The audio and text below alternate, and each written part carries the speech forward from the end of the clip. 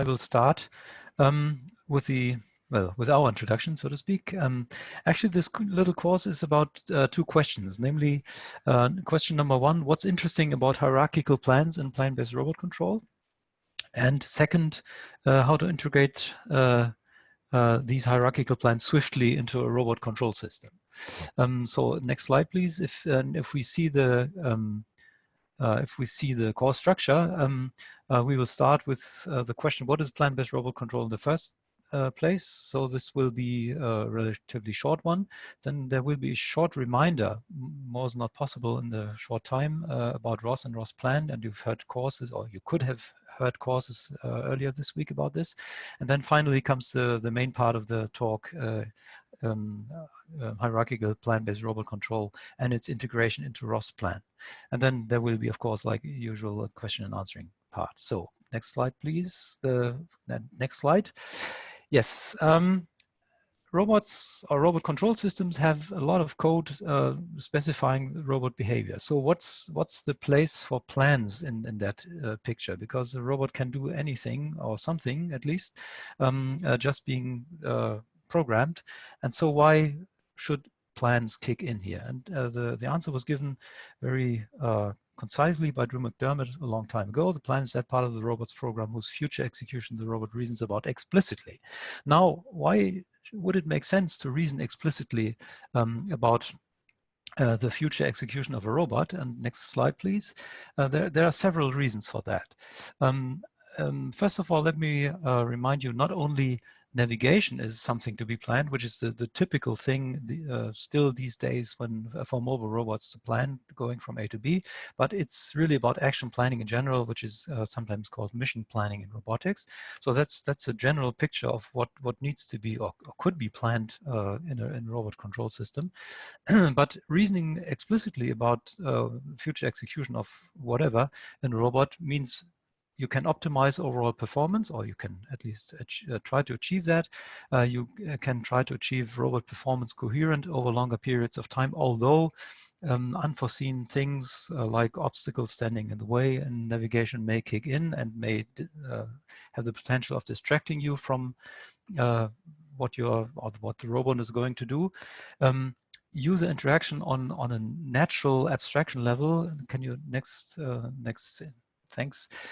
Such as answering questions for a user of this, for example, little wheelchair robot here. Why are we going where we are going? So this is something that would require for a human customer of a robot or co-worker an explanation on task or goal level. And in order to give this explanation, you need to have in your robot controller this level. Enable learning on these high levels and more help structuring the control code. So next slide, please. Next one, we skip over that, please. So it makes sense to have a plan level. And now, what does it mean? Is there one plan level, or are there many plan levels, or what's the structure here? And the bad news actually is there are many modalities in which you might wish to plan for your robot, or your robot might plan itself. There's spatial planning, temporal planning, dependency level planning, or classical action planning, if you like, and actually several more. And the bad news, moreover, the bad news is that these levels actually interact with each other a lot. So, for example, the position from which you want to handle some objects on a table depends or influences a lot the question where you're standing in order to manipulate objects on this table. It makes a tremendous difference on the arm trajectories that you have to plan, where you're standing, which influences, of course, your action planning, namely where are you driving, which influences the spatial reasoning, the temporal reasoning, etc., etc. So everything is connected in a sense, and it's very hard to separate this. Next point, please. On the other hand, for complexity in which you're drowning, if you're trying to handle all these modalities at once, it makes a lot of sense to do separate them.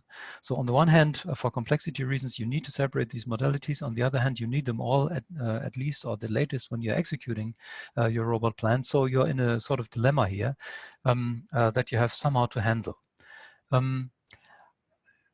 As another point of view, actually, roboticists would normally say, actually, robot plans should be short, at least short in terms of the temporal dimension that is spanned here. For example, it doesn't make a lot of sense to plan your arm trajectories of your robot for the whole day, because the world will never turn out to be like you think in the morning, it will be in the evening. So much of your planning will be lost. So you have, on the one hand, this huge complexity because of the different levels to handle, and on the other hand, and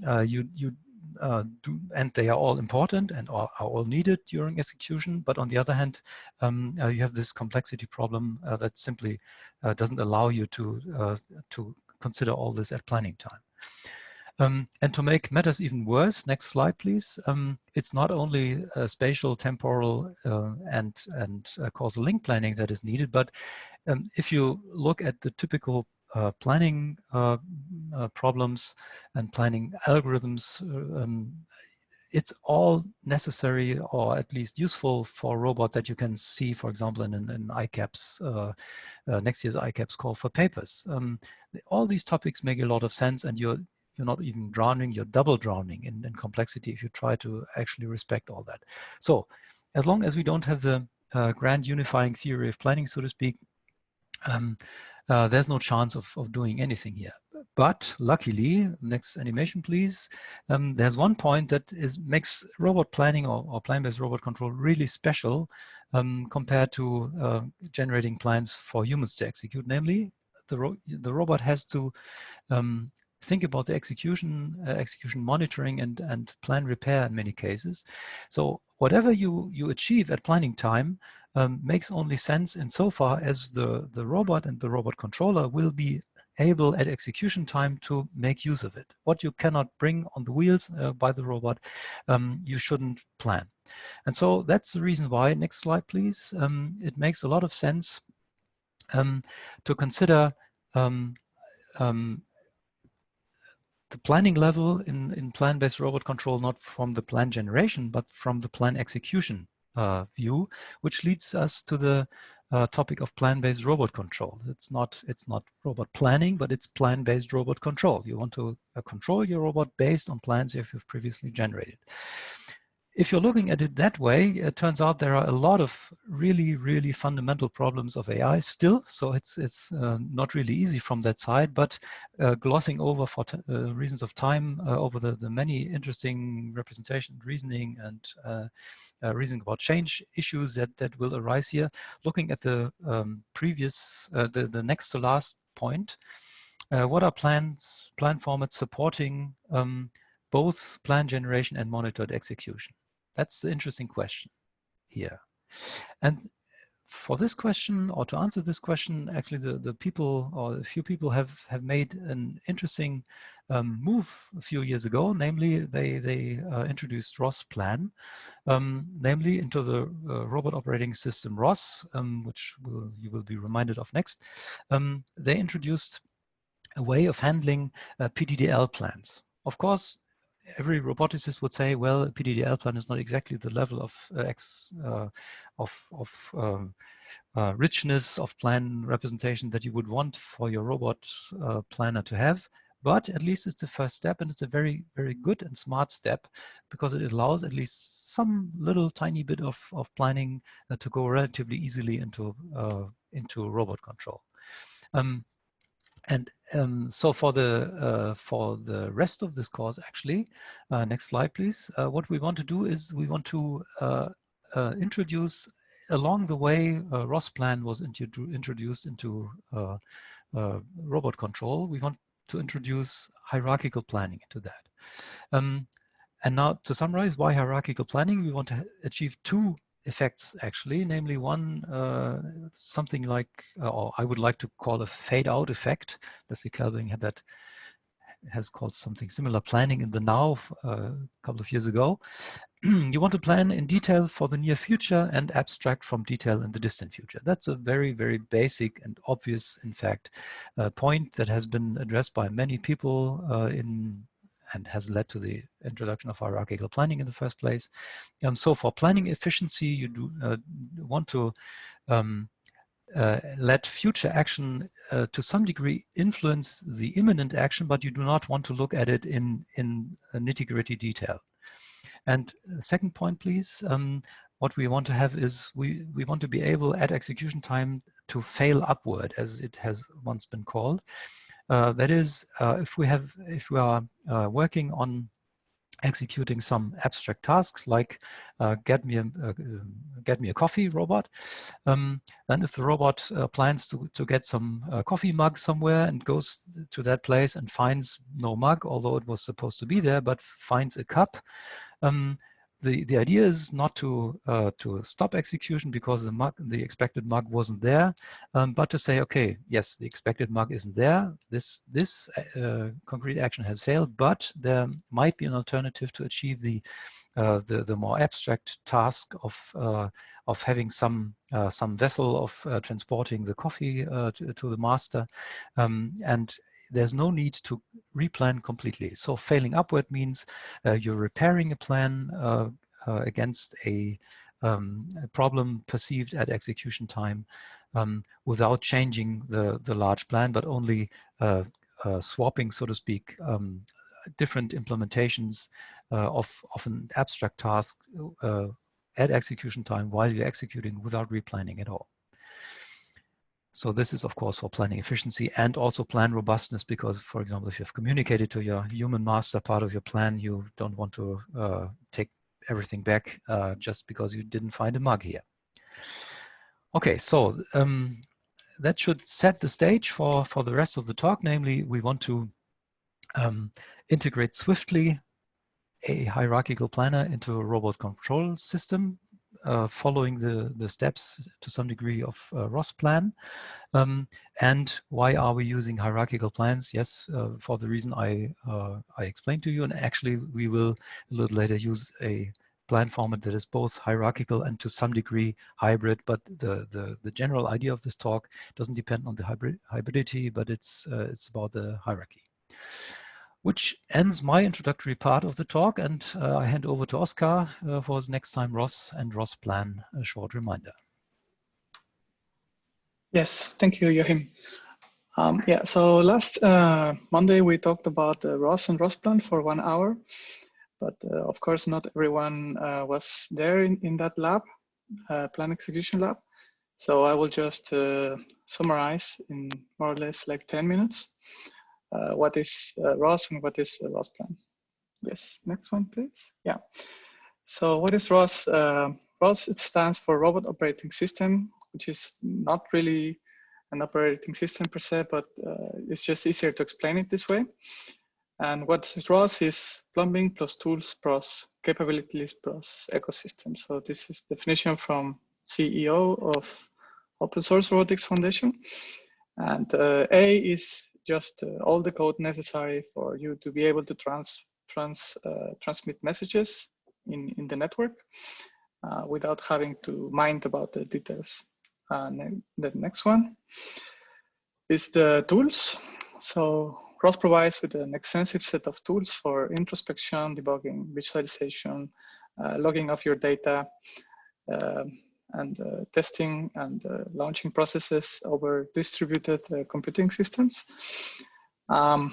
You also have a large collection of libraries that implement robot functionality with a strong focus on mobility, so to move the base around the environment, manipulation for handling objects and many other tasks, and perception. But I mean, there's a large community and they are also developing other functionalities as well. And the last one, the point D, which is the ecosystem. So ROS has a large community with researchers and companies all around the world, and which they are using the system. We have this platform which allows us to communicate if there are problems, you go to the forum and you ask questions, and there are like, I think around 50,000 questions now that you can just surf and search. So most likely, if you have a question about ROS, it has already been asked. You go to the forum and then you can get support from the community. Next one, please. Yeah, and now the 5 basic concepts to understand a little bit more in depth how ROS works. So the first one is a node. So a node is a process, and these processes are forming a network, and they communicate through the topics, which is the next concept. Please. Yeah. So what the topic is just a name bus or a pipe over which the nodes are exchanging messages. So if you look at this with an analogy with water and a pipe, so the pipe would be the topic and the water would be the message, and 2 nodes are communicating in a producer consumer design pattern, where one node publishes meaningful data and another node which is interested in that data just subscribes to that information. Now the next one, please. So some properties of topics is that you can have multiple subscribers and multiple publishers to a topic. That would be a bit risky, but you can do it if you know what you are doing. And it's intended for unidirectional streaming communication. So streaming means that you are publishing a certain message at a frequency. So in robotics, it's like 10 Hertz, 30 Hertz, 60 Hertz. So you are publishing a constant stream of messages to the network. And this depends, of course, on what you are publishing. If you're publishing images from a camera or laser scanner data, or just messages with strings and so on. And per active topic, you can only have a single message type. So if you have already created a pipe, this pipe will be only able to transmit a specific message type. Yeah, next one, please. So the messages, I mean, just to make the analogy, the message is like the envelope that travels inside the truck, so that these 2 processes can communicate with each other. And then the next one, please. And yeah, so services are important in ROS, and particularly in ROSPlan, because they are, you can find a lot of services in ROSPlan. So just to give a small explanation, so it's a client-server architecture where the client performs a request to the server, and the server, of course, needs some companion data coming along with this request, and the server receives the request with the parameters of what you want to do, and then perform some computation, and then at the end, you will get a response one time at the end with some feedback. Next one, please. Yeah, so next we have ActionLib, which is actually very similar to services, but the differences is that you can get periodic feedback with ActionLib, and this is intended when your request that you are processing takes a long time to process. For you not to just not know what is going on, but you can receive feedback about the progress of the request. And also you have the ability to interrupt the task that is being carried out and then resume the task. And you can also cancel the request. So you have a little bit more control over the process with ActionLib. The next one, yeah, so just to finalize the ROS part is, I want to talk about 4 important libraries in ROS. So the first one is the transformation library. So the TF is a library that allows you to keep track of multiple coordinate frames over time. And in robotics, there are a lot of frames. So you see here the PR2 robot with some of its frames shown there in the image. So you have one frame attached in one of the joints of the robot. one joint attaching the wheels, joints for where is the torso, where is the camera, and so on. But also some frames could be external, like for example, if you are performing object perception and 6D pose, object pose estimation, then after you have done the perception action, you will get the pose of the object relative with respect to the camera. And then this is another frame that now becomes part of the transformation tree of the robot. And because it's part of the TF tree, then you can compute the transform with respect to any other frame of the robot, let's say the end effector, so that you can later pick it up. Next one, please. So the next one is move base. This allows you to move the base of a robot from point A to point B. There's a lot of things going on inside move base, and now we have, of course, move base flex as well, which is a more modular version of move base, where you have more control of what's going on. But in general, I mean, you subscribe to sensor data coming from laser scanners, you build a cost map, and then you solve the motion planning problem. And MoveBase does this by performing an A-star operation or Dijkstra. You can choose. So you get a global plan, and this global plan is there in blue. And the global plan now needs to be pruned, it needs to be followed by a local planner, which will incrementally produce velocities for the base so that you slowly approach towards your goal. But this happens automatically for you. So what you need to do is you call MoveBase, you send the pose that you want the robot to achieve, and then MoveBase takes care of the rest for you. And yeah. Now the next one is MoveIt.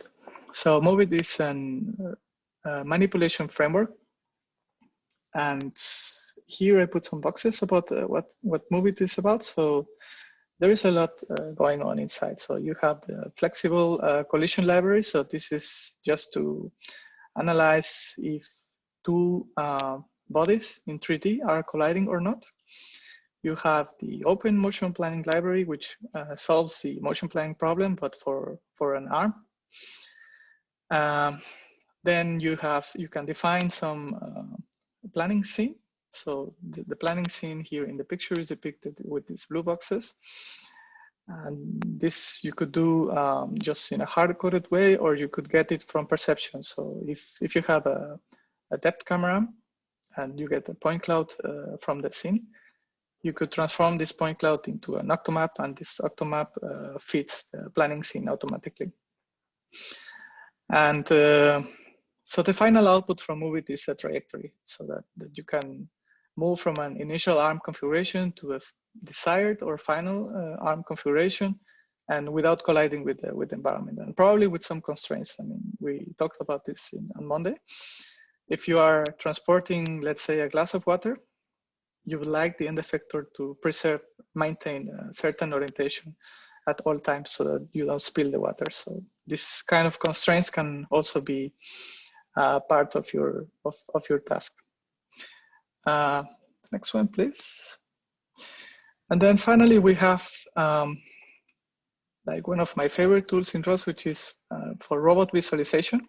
And this allows you to perceive and understand the big amount of data that is being collected by the sensors of the robot, but in a graphical way, because we as humans, we understand and we can make sense out of this data only if it is depicted in a graphical way. Yeah, next one, please. So that's everything about the ROS that I would like to say for now. And then I move to the ROSPlan. So ROSPlan is a framework that provides a generic method for task planning in a ROS system. And as Joachim said, is the first step towards integration of area planning and robotics. So it uses different technologies, and some of them, I mean, mainly the main support is for PDDL 2.1, but there are also experimental support for probabilistic PDDL, the Riddle, which is a language for probabilistic planning. And now we want to propose the HDDL language. So we will talk about this more in detail later, but it's mainly to integrate hierarchical task networks into ROSPlan. And of course, this is work in progress, but we want to show you our initial results and ideas and also issues that we have. So also part of ROSPlan, you have execution and monitoring layer.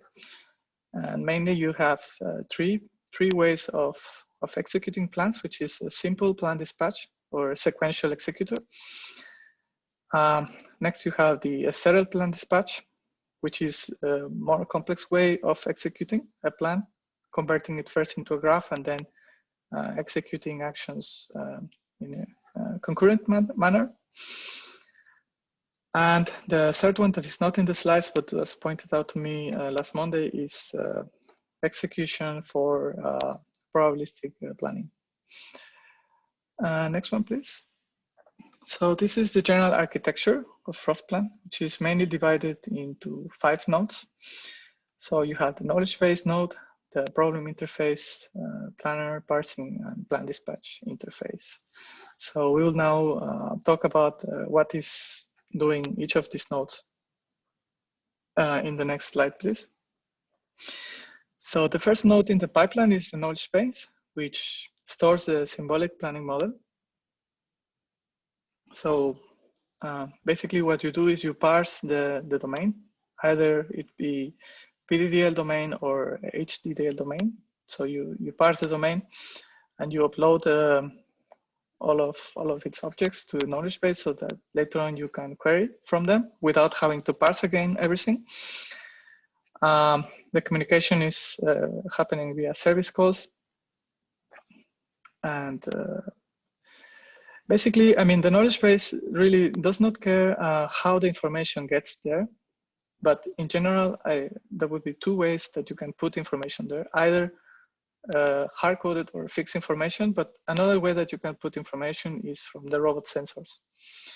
So from your sensors, you need to convert this data into symbols. And once you have converted this data into symbols, you populate a knowledge base, and you have to be aware of the fact that some of these predicates, some of these facts inside the knowledge base are being the outcome of sensor data processing. And yeah, so the next node in the pipeline is the problem interface. So what you will do is you will query the knowledge base, a snapshot. So you query the current state of the world, and you generate a problem automatically. So this would be like a problem.pdl or a problem.hdDL file that will get input to the planner in the next step. So the planner interface is basically just a wrapper around the AI planner. So the AI planner is like the one you know from the international planning competition or any other planner that you write. And the planner interface basically calls your planner and writes the output of the planner to a topic. And because this topic contains like a big string that was output of the planner, this needs to be parsed. And the parsing interface converts this string into a representation that is suitable for execution. So mainly, what is the time where the action needs to be dispatched, the name of the action, the parameters, and probably what is the duration of that action. So the parsing interface does that.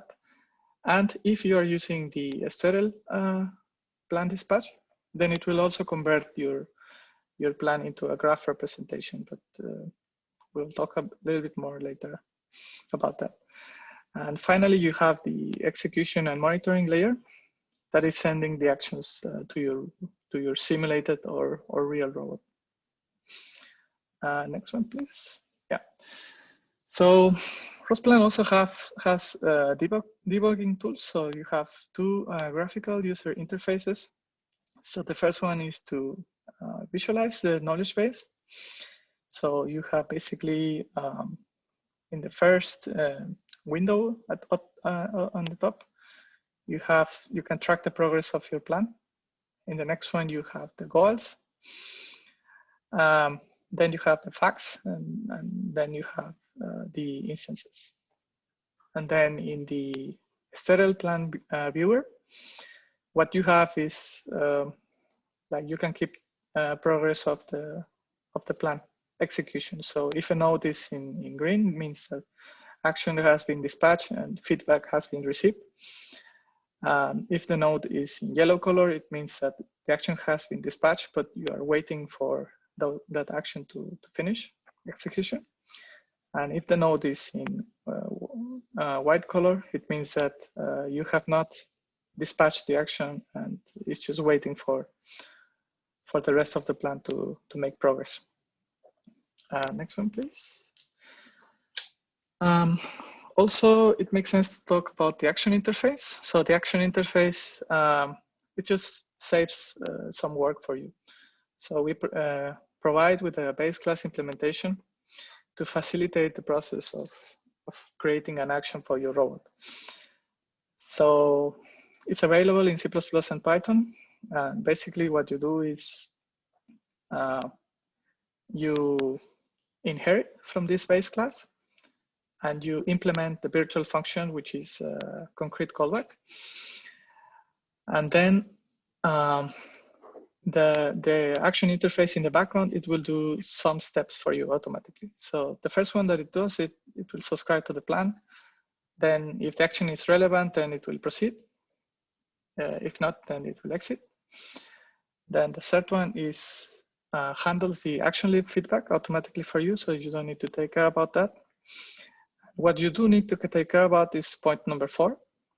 So you implement this virtual function with the actual thing that you want the robot to do.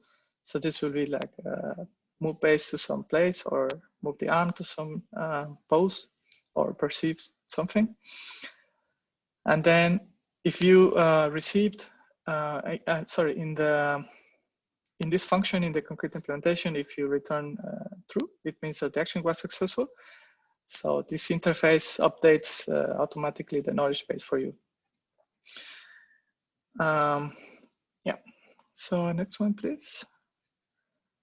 So then we have the Esterel plan dispatch, which is, what is the Esterel is a real-time graph-based algorithm for execution and monitoring of plans. And it supports concurrent actions. And when I think about Esterel is that before an action is sent for execution, you check the preconditions. And in a nutshell, so it converts a temporal PDDL planner output into a graph. And the edges of this graph represent ordering constraints. Next one, please. So a little bit about the semantic behind the edges of Esterel. So you have conditional edges, which are here on green color. So these are basically causal links, and it can be one or more. But in the Esterel graph, we only draw one edge. But you need to remember that it's one or more causal links. And the next edge is the start and end action edge. So this is the one in red, because we are splitting all of the actions in two. So one node for the start of the action and one node for waiting for the feedback that this action has finished. And basically what you do is the nodes have to wait until all incoming edges have been received so that they can fire the action. So in this example, A1 cannot fire unless A2 start and A2 end have fired, so that then all of the incoming edges are activated and A1 start can then fire. Now, next one, please. So last we have the simulated actions. So ROSPlan, even if you don't have a robot and if you don't have like a gazebo or bibullet physics-based simulation, you can still debug your planning problems using the simulated actions. So these are fake actions that are just there for you. So you specify the duration of the action with some standard deviation, and then the probability of this action being successful. So if you set the action probability to 1, then it's a deterministic action that will always succeed. But if you are working with probabilities, then you can set this, let's say 2.5, and half of the time the action will fail, half of the time will succeed. Next one, please. Yeah, so now I hand over to Sebastian. Yeah, so now we would like to discuss how our current work in progress in about integrating hierarchical plan-based robot control into ROSPlan.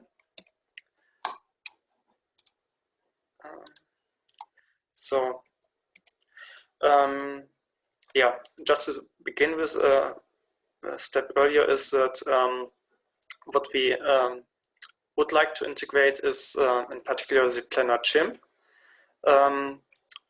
which was developed in this race project that Joachim mentioned earlier. And it's a hierarchical hybrid task planner in the sense that it combines different forms of knowledge. So in this case, it combines causal and task knowledge, like preconditions and effects of actions. And as it's a hierarchical planner, also, of course, method decompositions. But then it also contains temporal knowledge in form of a underlying temporal constraint network internally. Can also do some kind of resource scheduling. It can represent integer variables and constraints between them. And it has also some smaller functionality for plan execution and replanning. So just to give an expression without wanting to get into detail about it, what you see at the top right is just part of the internal constraint network that CHIMP maintains. So you have fluents that contain different kinds of knowledge. So here you have, in green, you have symbolic knowledge and constraints between these symbolic variables. Then you can have, of course, preconditions and effects in form of representing task knowledge. And you can also have temporal constraints that are displayed in red. And yeah, so in the last year we used that in a research project with a demonstrator at Airbus, where, just to give an impression how this graphic hierarchical plan can look like, the goal was that the robot should assist a worker for manipulation tasks at a wing, and so it should bring a screwdriver to the worker and reach it over to the worker, and the worker can, in the meantime, can go on with its own task. So here we have our Moby Pick robot that where CHIMP decomposed the spring action into first getting the object, so it which is then decomposed in first driving, moving the base. So what you see here at the bottom in red are the primitive actions of the hierarchical plan, and the blue ones are the compound tasks that are decomposed. So the robot has grasped the object, moved its arm, and now is driving to the worker in order to, at the next step, handing over the object, and at the end it will drive back to its home position. So now it's handing the worker the object, and so that he can go on now.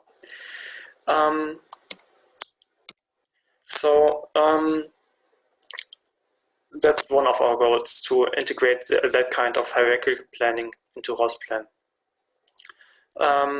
So, as Joachim said earlier, ROSPlan was mainly built for PDDL planners. So you can see that really in the whole structure of the,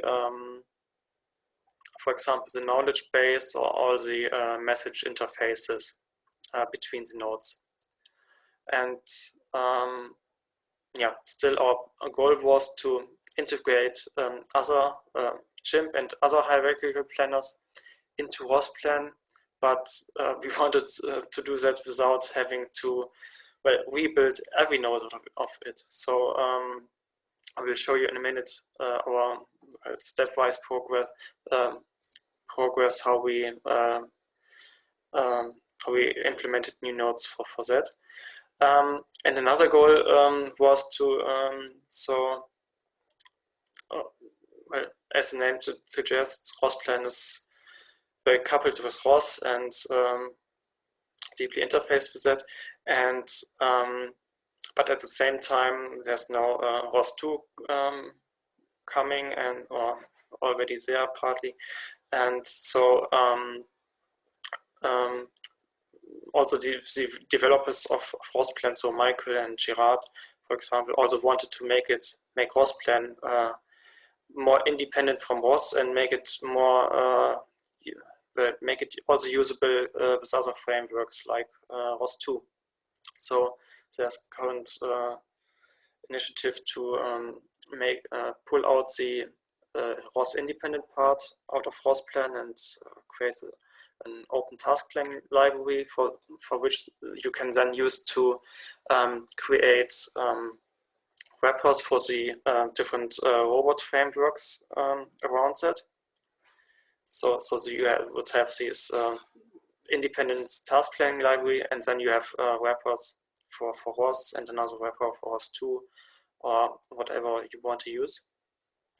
But there are also other initiatives or similar initiatives like an upcoming EU project that also wants to achieve such a goal.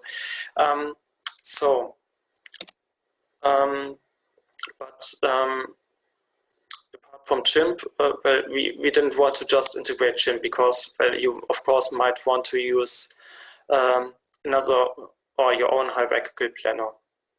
And so we wanted to make it independent, this extension independent from CHIMP, and therefore we decided to also interface the HDDL language, the hierarchical domain definition language, which was proposed by Höller et al.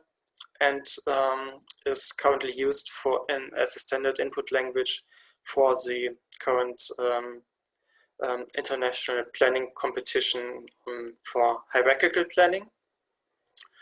And yeah, it's basically an extension to PDDL that enables the use of also representation of hierarchical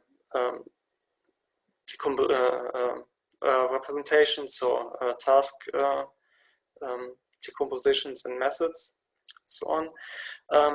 Downsides are that there are currently some limitations, that it doesn't support time and no resources, as compared to what you would currently use in ROSPlan, that you probably would like to use also derivative actions, and HDDL currently doesn't support these derivative actions, but of course there could be extensions to that too.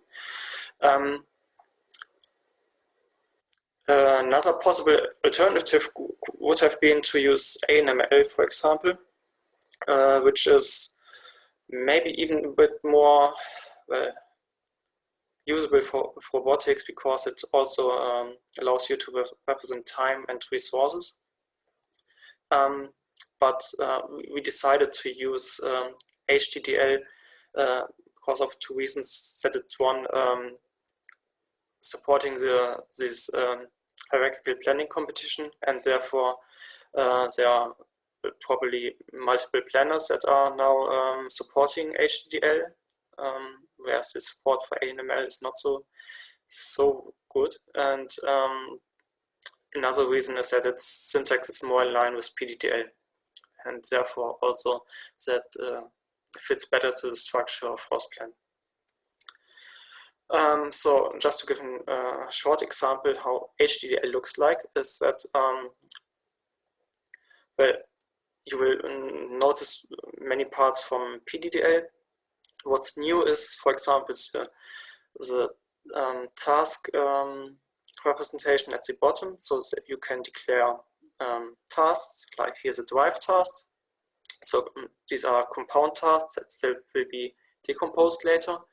And for the decomposition, you can define your methods at the top right. So there you can have a method called tag and move, which can be applied to tasks of type drive. And there you can, of course, define your subtasks. So you can define them in an ordered way, but also unordered. So now I would like to explain what were the steps to integrate this kind of hierarchical planning into ROSPlan. So as I said, I didn't want to rebuild all of it, but would like to reuse at least some parts of it. And so we started with implementing this planner interface for CHIMP at first, but also the Panda planner, which supports HDDL. I also adapted CHIMP's output format in order that it matches the output format of POP-F, so what is expected from the parsing interface of ROSPlan. So my goal was that we can at least reuse the parsing interface. Of course, I had to create a problem interface so that it queries the knowledge base and creates CHIMP problems, as CHIMP has its own problem format. And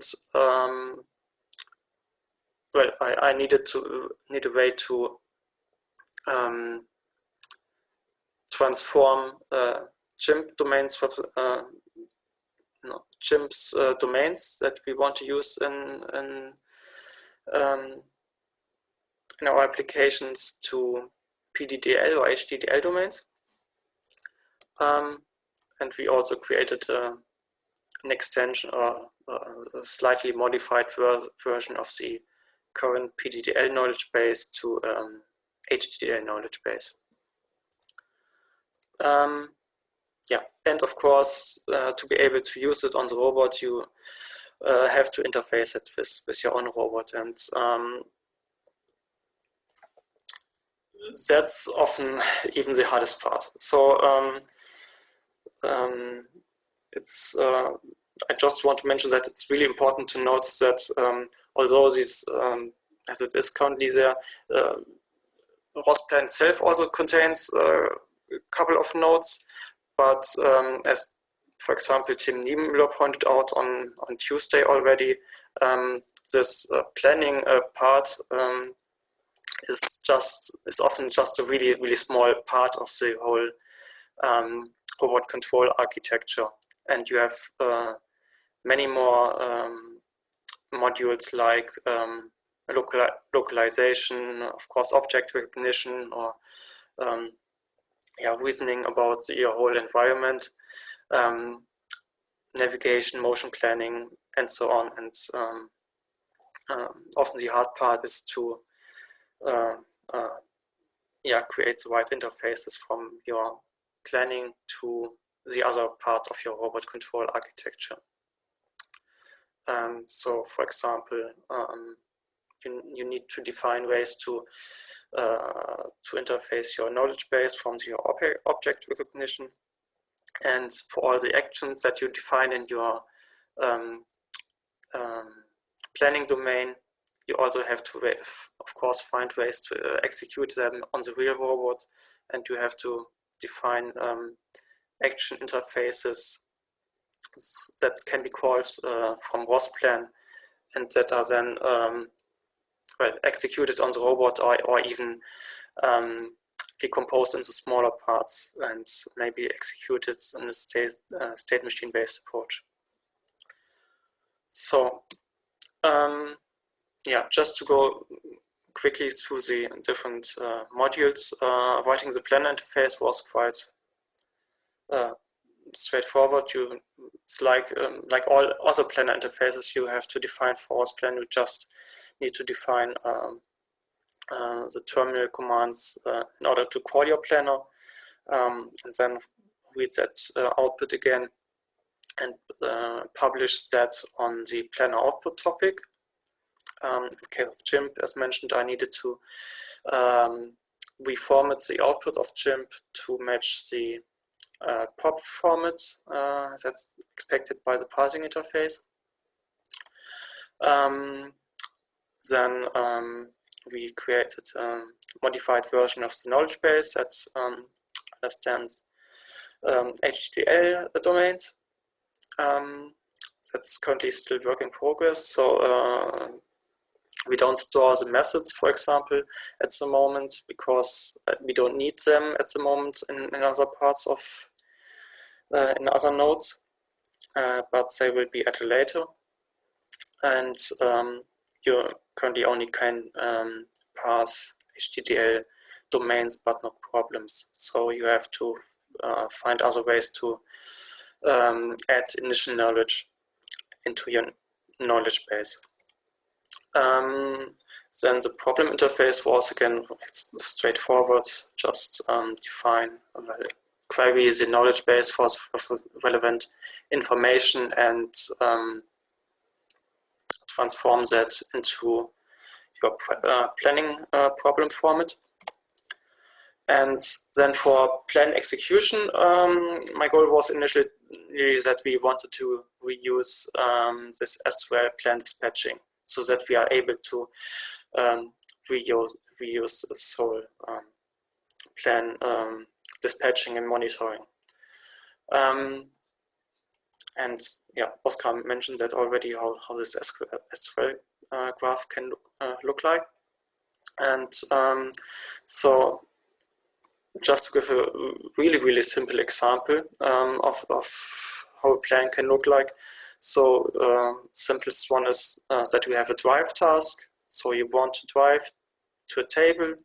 For that, you, in this case of this mobile pick robot, you have to adapt your arm first, or to move to a tucked posture, because the move base doesn't only takes the base footprint of the robot into account, but not, so if your arm would be reaching out and it's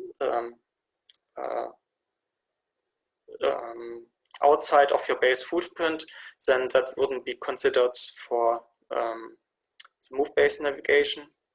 And therefore you often just want to tuck your arm before you navigate. That's why we have this adapt arm action there.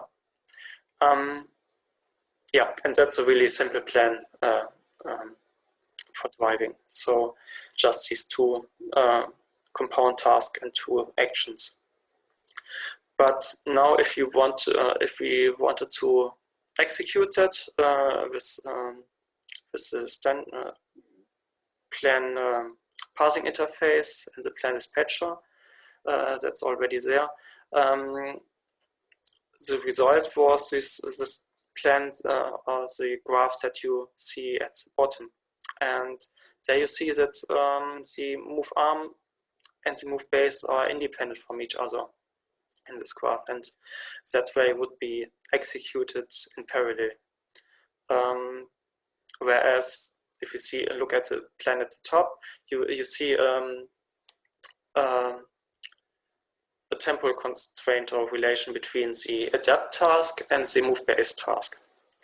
So yeah, that's a bit unfortunate that it's not part of the graph representation here. The reason is that the parsing interface only looks into your planner output and also your the preconditions and effects of your operators, and it checks which action creates which effect that is then used by another operator in its preconditions.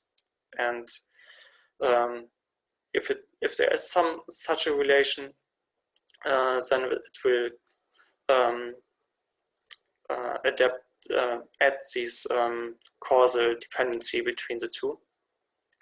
But so that works for PDL plans, but unfortunately it doesn't work for hierarchical plans, because in HDN planning you can have additional constraints not directly defined by your operators, but you can also, as in the example here, you can have temporal constraint between the component task adapt arm and move base, for example. So in that case, that then this parsing interface doesn't work really for that. It only works if we would add an artificial precondition that where in the move base operator you also have the precondition that the arm is tucked. Then it would work, and it would add this dependency into the graph. So there's still work to be done there, and which brings us to our next steps that we want to work on. So as mentioned, that is really work in progress, and but I think we will create a pull request for ROSPlan very soon, so that at least this part is integrated into ROSPlan. So of course there are many possible next steps that we wanted to address. One part is the Esterel generation that I mentioned in the last slide. So I think for HDN plans we need a new way to generate these Esterel graphs, or even define a new or create a new plan dispatching interface that really takes the hierarchical structure of the plan into account. Luckily for CHIMP, CHIMP has this temporal constraint network internally, and therefore I can reduce or use that in order to get the dependencies between the tasks. So I'm almost done with that. There's just some transformation, planner output transformation left, so that I transform that internal representation into into the Esterel graph. So, but of course we need to find a general way to in order to use other hierarchical planners there. Then we want to integrate that on our real robots. We currently have that have a small demo in gazebo simulation for our mobile pick robots that you will see hopefully in a few minutes. Then it would be nice to have a HDDL exporter that converts CHIMP domain format into HDDL domains, so that you don't have to do that by hand. Of course, we want to extend the HDDL knowledge base, but now this new red arrow is a really interesting part. I think we need to find ways to adapt this whole plan execution process in order to really make use of the hierarchical planning structure, so that we can, for example, what Joachim mentioned earlier in the talk, that we can, if something goes wrong, so because yeah, if something goes wrong, that's really the interesting part of an plan-based forward control. So it's always easy or nice if everything works out, but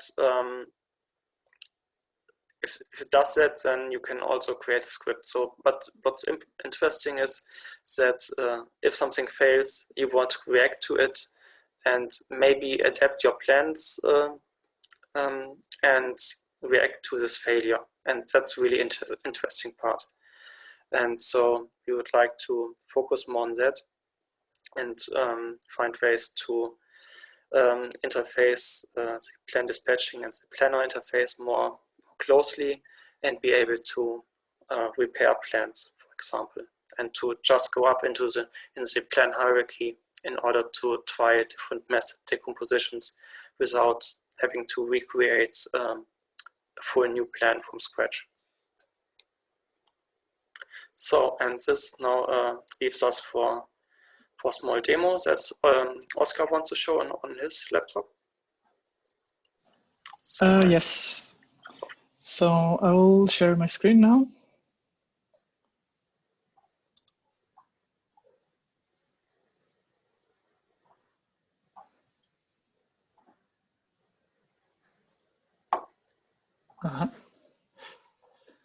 So now I'll launch the demo.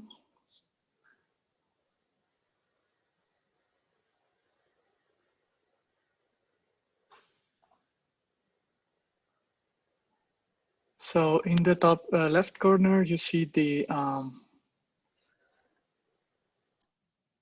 RQT interface for Esterel.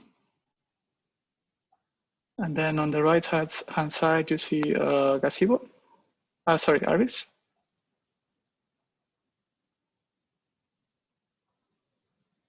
And then let's launch the whole pipeline.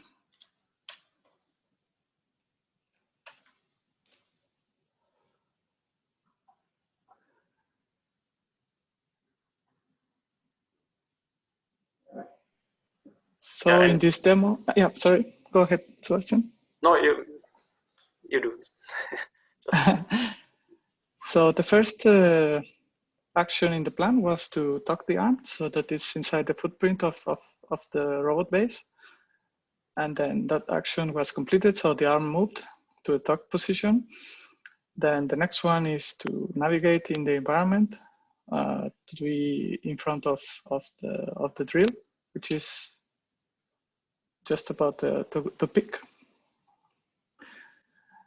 And then once MoveBase has finished with the navigation action, then we trigger the perception and the picking action, so that there is a camera on the manipulator, and this camera can perceive the object, get the pose, and the arm can move towards the object so that it can lift the object.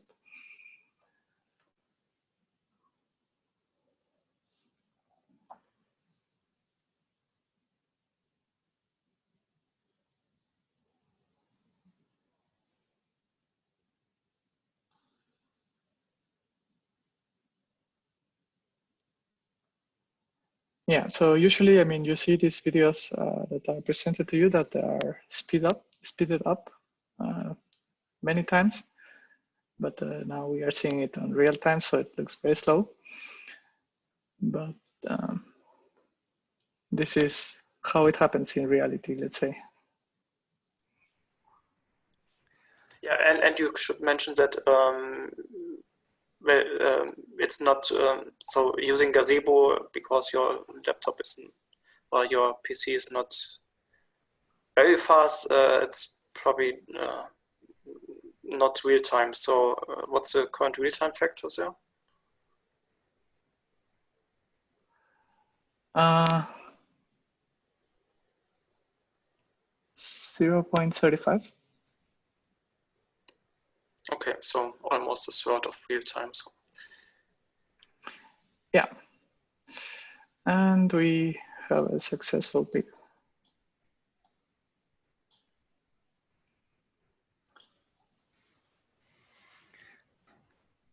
Yeah, that concludes this part.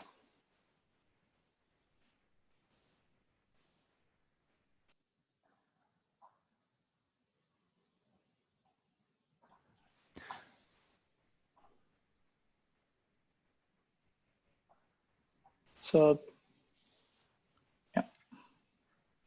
So, which leads us to the wrap up and question and answering session. So in the chat, there are already some questions. So, for example, preconditions in HDDL methods. Sebastian, I think that's for you to, or it has already been answered, but maybe you can say a few words about it because it's then in the in the recording of the stream here. So for the preconditions in HDL methods, yes, I think there's a way to define preconditions in methods also, not just the operators. In CHIMP, you can have preconditions in methods too. But only the operators or the primitive actions have effects.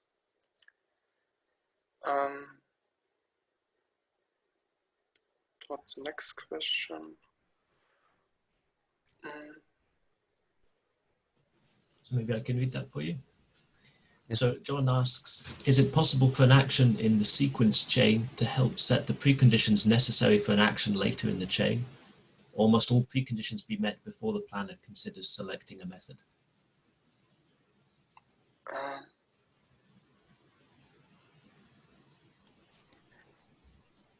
So if I get this right, the question is it possible to have the planner care about establishing the preconditions for applying a method later?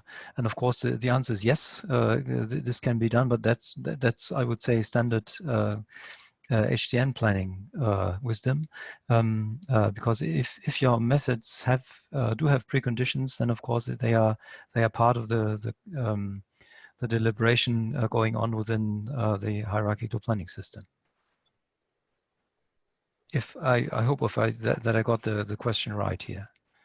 If not, John, please correct me or ask again.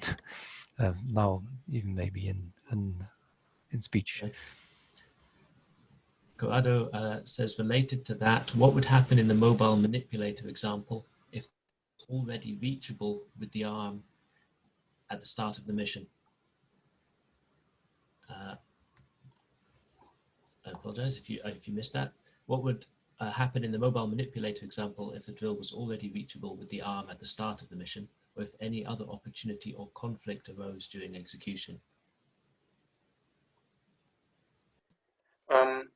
So these are two parts, I think. So of course, as we are using planner there, we would like to decide based on the current situation what are the actions. So we wouldn't first drive there, but we would try to well, we would leave out the driving, of course, and just try to grasp it.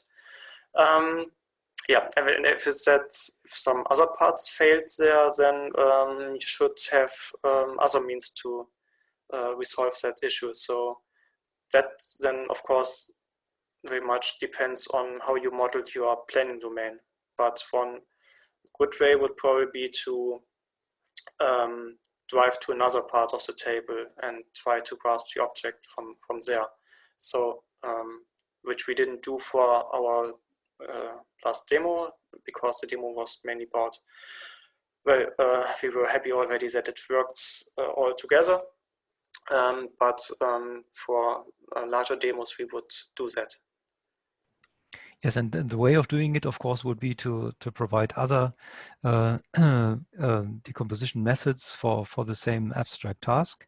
And so the first one would be, for example, to drive to the near side of the table. And if this fails, then there would be other the method would specify other decomposition possibilities, namely to drive to some farther.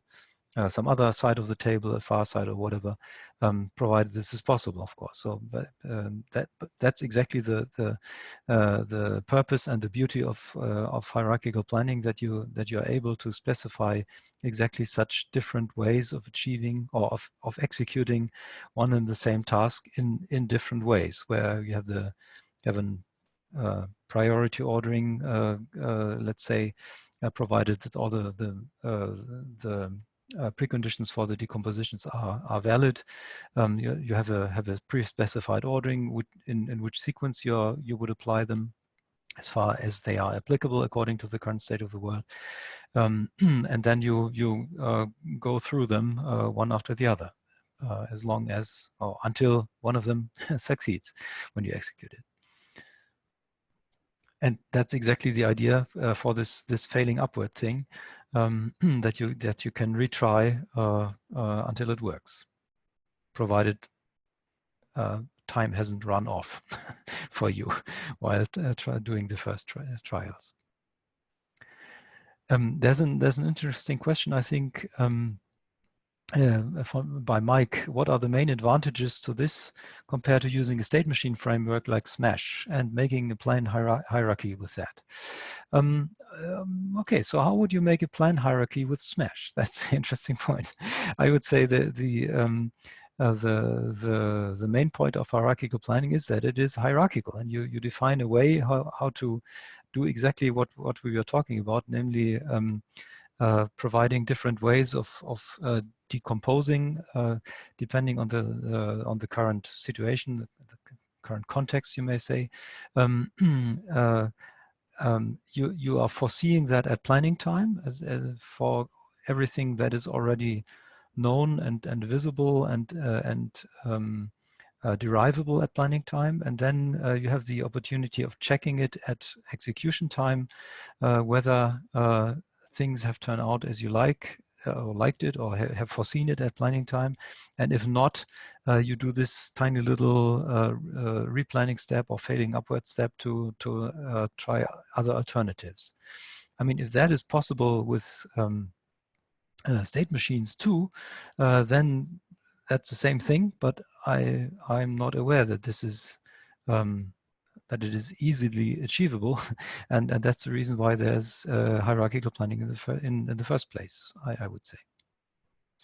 Yeah, and I think that doesn't only apply to hierarchical planning, but the question why you want to use planning in general. So of course, if you have small demos, you can model them with Smash, but I think the reason is just scalability and expressiveness. And